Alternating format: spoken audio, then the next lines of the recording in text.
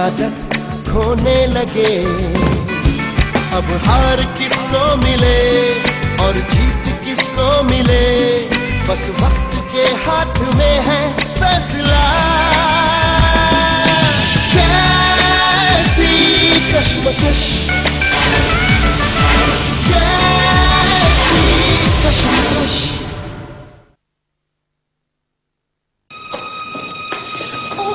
I'm sorry mama. It's okay। पर तुम इस तरह भागी हुई कहाँ जा रही हो? मामा मुझे कुछ काम है, मैं अभी आती हूँ। मैं तुम्हारे लिए ज्वेलरी लाई हूँ, आओ सिलेक्ट करो। मामा मैं बाद में कर लूंगी, मुझे जाना है। बेटा ये काम भी जरूरी है। देखो शादी की बहुत सी तैयारियां बाकी हैं और समय बहुत कम है। चलो पसंद करो, चलो चलो। पापा आप लोगों की पसंद कभी मुझे बुरी लगी है? मामा आपको जो अच्छा लगे आप वो रख लीजिएगा, मुझे जाना है। विक्रम ये तनु को क्या हुआ है? हमारी तनु की तरह नहीं लग रही। वंदिता शादी के वक्त लड़कियां परेशान रहती हैं, तुम उसे और परेशान मत करो, समझी? जाओ बेटा जाओ, आकर पसंद कर लेना। थैंक यू पापा। विक्रम ये क्या किया तुमने? पहले ये जरूरी था यही ना? अरे उसे और कोई काम जरूरी याद आ गया होगा, आकर पसंद कर लेगी ना थोड़ी देर में। विक्रम मुझे तनु कुछ परेशान लगी, तुमने महसूस किया? महसूस तो किया वंदिता। तो तुमने पूछा क्यों नहीं?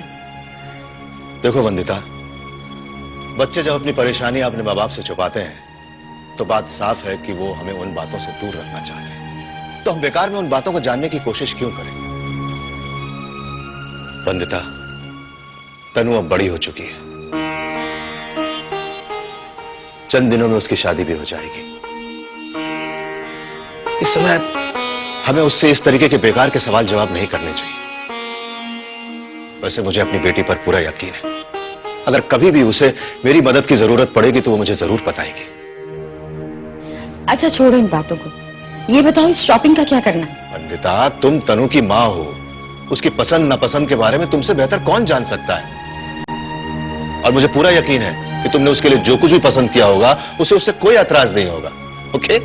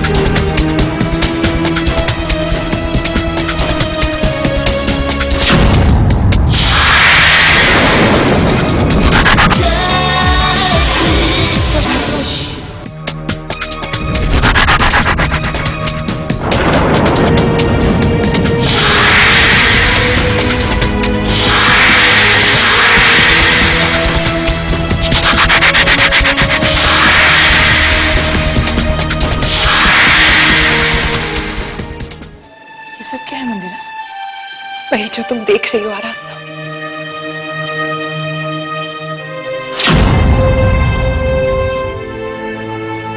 आज तुम्हारे सामने वो मंदिरा नहीं खड़ी जो तुमसे नफरत करती थी, बल्कि वो मंदिरा खड़ी है जिसे इस बात का एहसास हो गया कि उसने तुम्हें कितना सताया, कितने दुख दिए। प्लीज आराधना मुझे माफ कर दो, प्लीज मुझे माफ कर दो। ये क्या कह रही हो तुम मंदिरा? दाई माँ समझाइए ना इसे। आराधना पहले भी हमें एक दूसरे से हारने में मजा आता था। कॉलेज में हमेशा तुम नंबर 1 रही हो और मुझे इस बात का कभी बुरा नहीं लगा, कभी नहीं। लेकिन उस दिन भी मुझे बुरा नहीं लगना चाहिए था जब मोहब्बत के खेल में तुम नंबर 1 हो गए। बुरा नहीं लगना चाहिए था।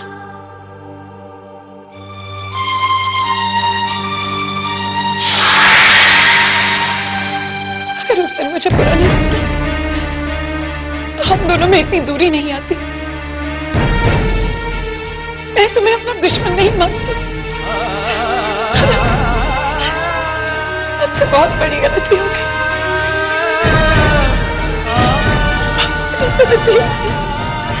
बस भी कर। देख, मुझे रोने की आदत नहीं है। जब तूने मुझे सताया तब मुझे बहुत दुख हुआ, लेकिन आज मेरी मंदिरा मेरे पास वापस आ गई है। मैं अपने सारे दुख भूल गई।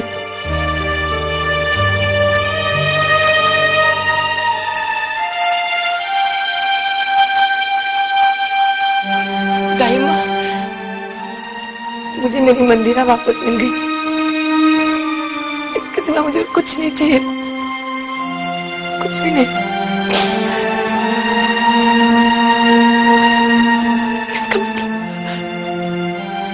इसका मतलब तुमने मुझे माफ कर दिया? अगली, माफ तो गैरों को किया जाता है, तो मेरी अपनी है। दाई माँ, मैंने कहा था ना मेरी सहेली वापस आ जाएगी। पूर्व, तुझे याद है मैंने कहा था ना मेरी मंदिरा मेरे पास वापस आ जाएगी। देखा, आज मंदिरा मेरे पास आ गई। मुझे यकीन नहीं होता कि ये ख्वाब है कि हकीकत। जो भी है, मेरी जिंदगी का बहुत हसीन पल है।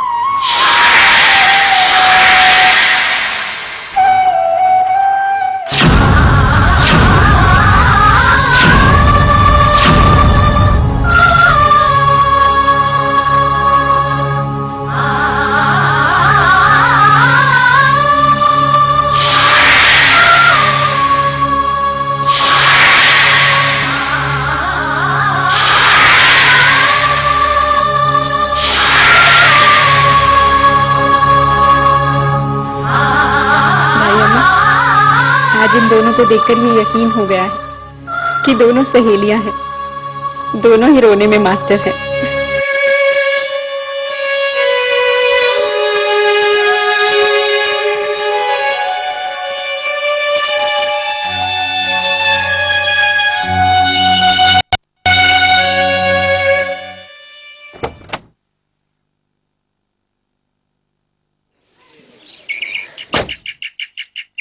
ये क्या करने जा रही हूँ मैं?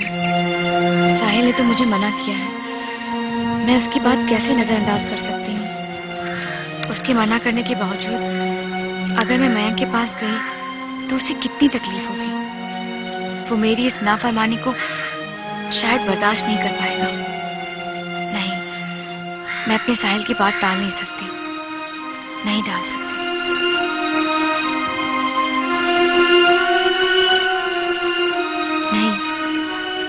मुझे जाना होगा, वरना मयंक साहिल को बुरा लगेगा। लेकिन मैं जो कर रही हूँ उसकी जान की हिफाजत के लिए कर रही हूँ। वैसे भी साहिल मुझसे इतनी मोहब्बत करता है कि मेरी मजबूरी को समझ पाएगा। मुझे जाना ही होगा।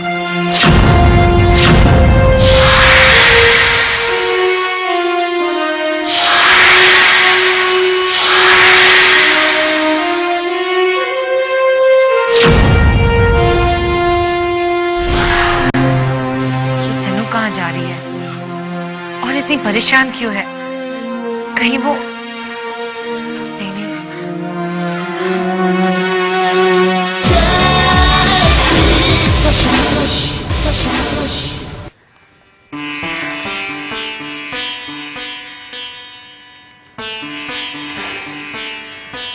आदित्य, मुझे तुम्हें एक बात बतानी है।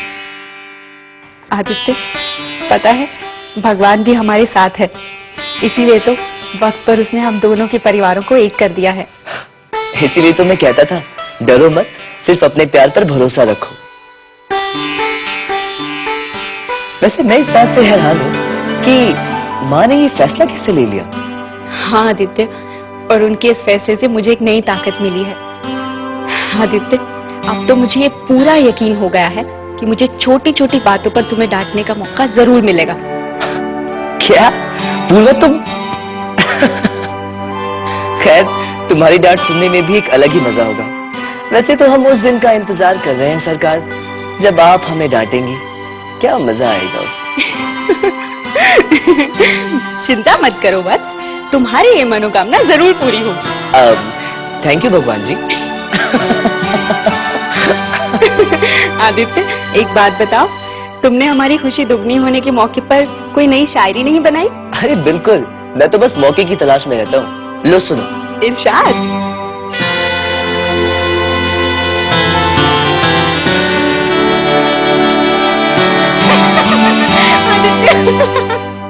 आराधना, मुझे अपनी गलती का एहसास तब हुआ जब मैंने मयंक का बदला रूप देखा। मुझे तब इस बात का एहसास हुआ कि मैं अपने बदले की आग से अपने ही घर को जला रही, और तब मैंने फैसला किया कि मैं इस नफरत को मिटा दूंगी और मैं सीधे तुम्हारे पास चली गई। लेकिन अब मैं ये चाहती हूँ कि मयंक के दिल में जो नफरत की आग भड़क रही है, मैं उसे भी किसी तरह मिटा सकूं। मंदिरा, सब कुछ ठीक हो जाएगा। जब वक्त ने हमें एक बार फिर से मिला दिया है, तो मयंक हमसे ज्यादा दिन दूर नहीं रहेगा।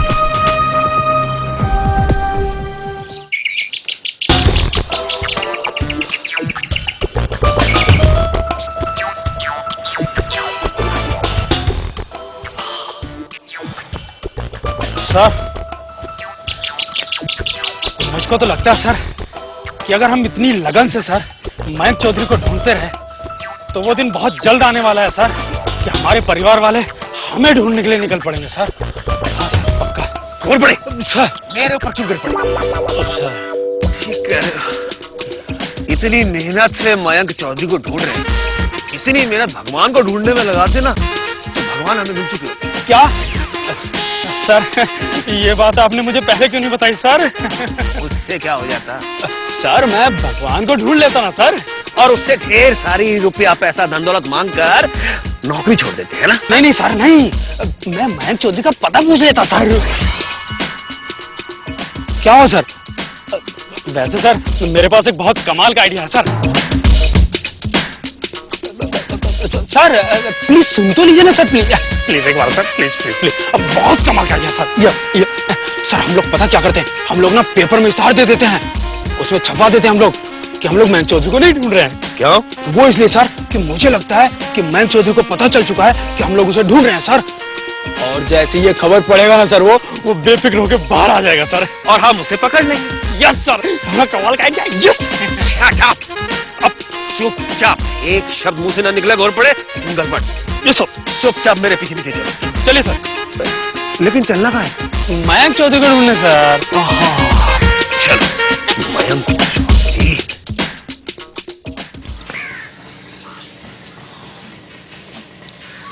मयंक तो वहां नहीं था, फिर उसने मुझे वहां क्यों बुलाया? कहीं ऐसा तो नहीं कि मुझे यहाँ आने में देर हो गई थी और वो... नहीं नहीं। हेलो मयंक, कहाँ हो तुम? मैं तो यहाँ आ गई हूँ।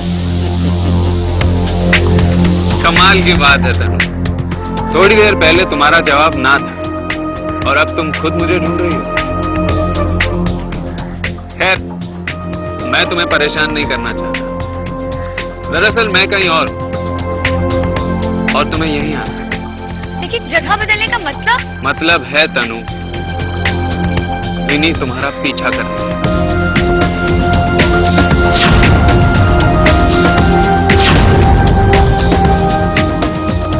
लेकिन मयंक, यहाँ तो कोई नहीं है। मैं कह रहा हूँ ना, विनी तुम्हारे पीछे। तुम किसी तरह उसे धोखा दो और वहां से निकलो।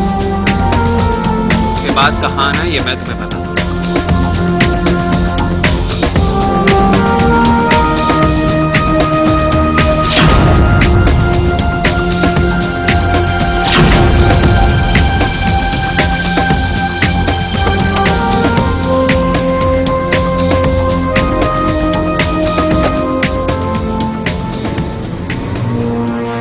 तनु कहाँ चली गई? कहीं ऐसा तो नहीं कि उसने मुझे देख लिया हो अब मैं कैसे पता लगाऊं कि वो गई कहाँ?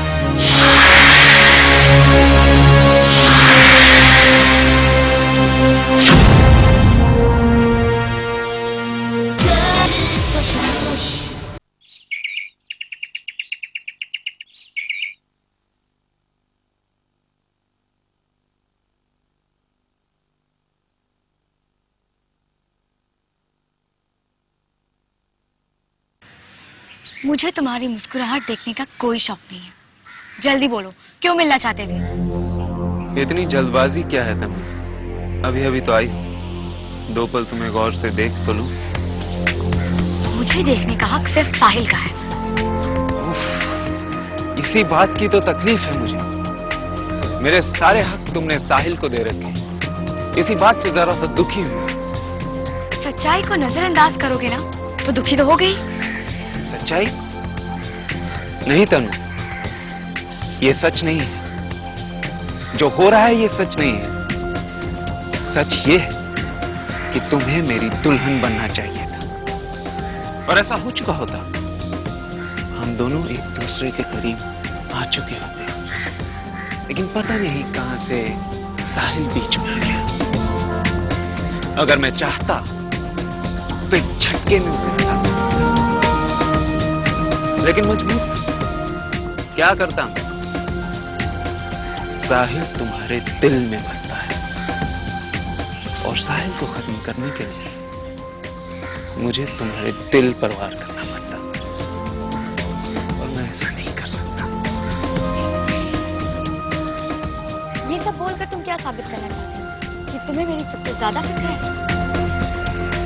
फिक्र भी है और प्यार। अगर प्यार नहीं होता तो कब का तुम्हें भूल चुका। खैर, काम की बात करें। ये अच्छा। ओके तनु,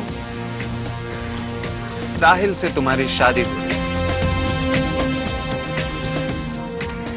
गम तो है मुझे इस बात का, लेकिन मैं इस गम के जहर को पीने के लिए तैयार हूं। बस एक शर्त है, हमेशा के लिए साहिल की दुल्हन बनने से पहले एक रात के लिए तुम्हें मेरी दुल्हन बनना होगा।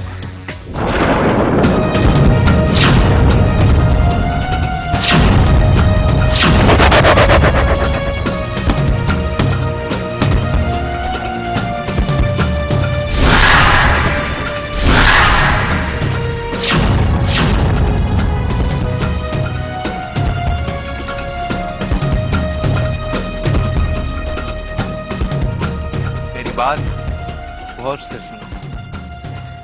तुम्हें जो कहना था तुम कह चुके, अब मुझे कुछ नहीं सुनना। नहीं तनु, मेरी बात अभी पूरी नहीं हुई। मेरी बात ध्यान से सुनो।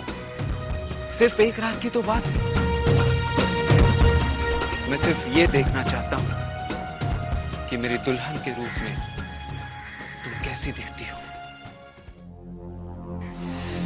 मैंने कभी नहीं सोचा था कि तुम्हारी सोच इतनी घटिया होगी। नहीं तनु, तुम गलत समझ रही हो मुझे। ये बात नहीं है। मैं तुमसे बहुत प्यार करता हूं, इतना प्यार कि एक रात का हक तो बनता है मेरा। सिर्फ एक रात की तो बात। मैं वादा करता हूं तनु, तुम्हें हाथ भी नहीं लगाऊंगा। कुछ दूर से बैठकर रात भर तुम्हें देखकर बोलो सिर्फ एक रात के लिए बनोगी मेरी दुल्हन। ऐसा कभी नहीं होगा।